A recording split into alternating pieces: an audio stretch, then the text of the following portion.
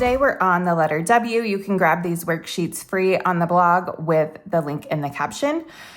W is the widest letter of the alphabet, and it looks as if you're putting two V's together, and in some ways you are, only it's not quite as wide as putting two V's together. So when you draw it, it's going to look very symmetrical, but then when we weight it, it looks a little different. So what I like to do to get it right, so I'm on my practice layer with a monoline as usual, and I am going to start with this part this time. So I'm going to keep my main line the same on this side. Then I'm going to duplicate and slide it over to create. I don't want it to be too wide because that's one of my upstrokes. And now I am going to tap that and merge down, duplicate again, and then I'm also going to put this over here, and I'm going to keep everything on its own layer so I can alter it if I need to. Now I'm going to come this way. Actually, I'm going to start at the top, keep it my angle correct, and then same thing on this side.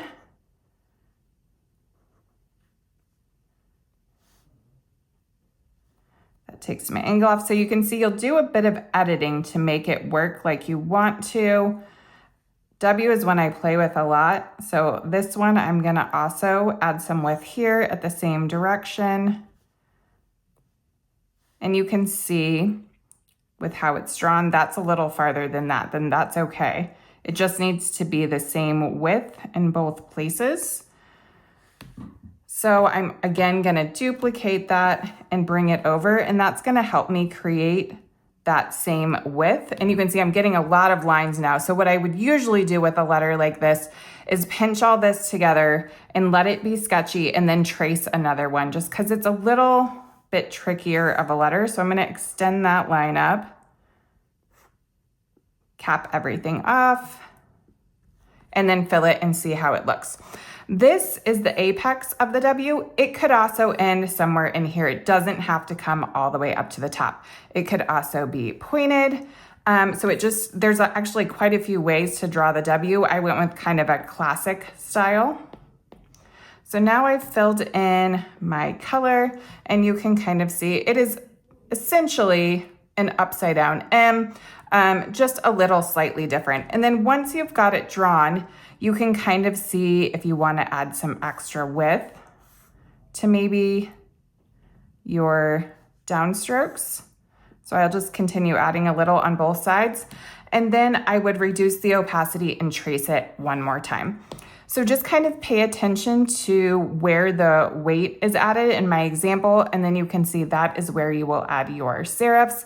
Again, with the apex, you can add or not add some at the bottom.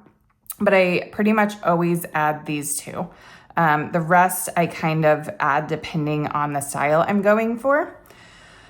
The lowercase w is the exact same. When you are creating your letter frame, I have of course done that for you, but what I would usually do is draw a letter V,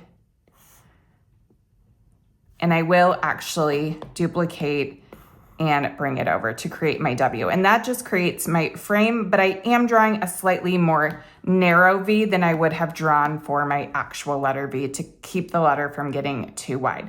The other thing you can do when you're playing with that, if you have your sketch here, you can always grab your arrow tool after you've drawn it and then go to freeform. I'm going to turn off snapping and magnetics, and you could always play with making it a little wider or a little more narrow, depending on the look you're going for. You'll do that. It's part of creating different alphabets and different styles. For the script W, quite simple like all the other ones. We are adding our weight to the downstrokes, which is here, and then everything else is staying thin. Same with the lowercase weight there and there. So I tend to have my weight kind of, it depends on how you draw things, but I tend to draw it in a way that I need to add my weight more centered for the uppercase and then more on the edge, as you can see there, for my lowercase w.